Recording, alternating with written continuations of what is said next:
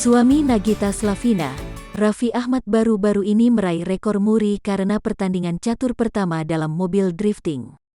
Pertandingan catur tersebut dilakukannya bersama Women Grandmaster, Irene Sukandar.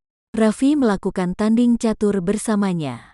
Bukan tanding catur biasa, rupanya mereka melakukan tanding catur dilakukan di dalam mobil drift. Hal ini memang baru pertama kali dilakukan. Tak hanya itu, Raffi Ahmad mengajak rekan-rekannya yang pembalap yaitu Denny Ferdito dan Akbar Rais serta pengusaha Gilang Widya Pramana atau Juragan 99 untuk melakukan tanding catur dalam mobil.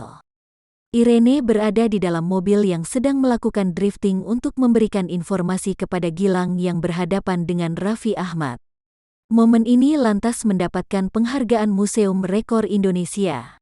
Raffi Ahmad membagikan potret dengan beberapa rekannya tersebut.